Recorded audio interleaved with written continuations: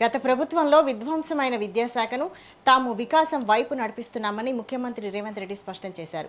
విద్యార్థుల తల్లిదండ్రుల కలలు సాకారం చేయడమే తమ ప్రభుత్వ విధానమన్న ఆయన ఈ బడ్జెట్లో ఏకంగా 8.5% నిధులను విద్యకే కేటాయించామని తెలిపారు.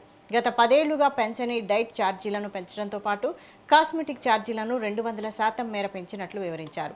చరిత్రలో మొదటిసారిగా ప్రభుత్వ స్కూళ్లలో నర్సరీ విధానాన్ని అమలు చేస్తున్నట్లు ప్రకటించారు.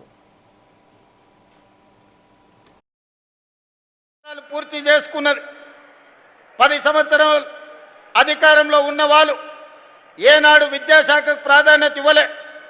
ప్రభుత్వ పాఠశాలలు మూసివేస్తూ పేద ప్రజల పట్ల నిర్లక్ష్యం వహిస్తూ తెలంగాణలో ఉన్న విద్యాశాఖను విధ్వంసం చేసింది. నేను రాజకీయాల జోలికి వెళ్ళను, అనవసరమైన విషయాలు నేను మాట్లాడను.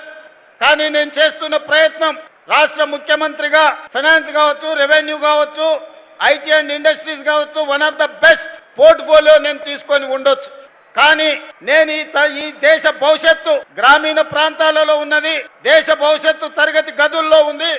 అందుకే విద్యాశాఖను నా దగ్గర పెట్టుకోవాలి, విద్యా ప్రక్షాళన చెయ్యాలి, ప్రతి పేదవాడి గుండె తట్టాలి, వాళ్లకు విద్యను అందించాలి అన్న లక్ష్యంతో విద్యాశాఖను నా దగ్గర పెట్టుకొని నిరంతరం పర్యవేక్షిస్తూ ఒక ప్రణాళికబద్ధంగా ముందుకు వెళ్ళే ప్రయత్నం చేస్తున్నాం.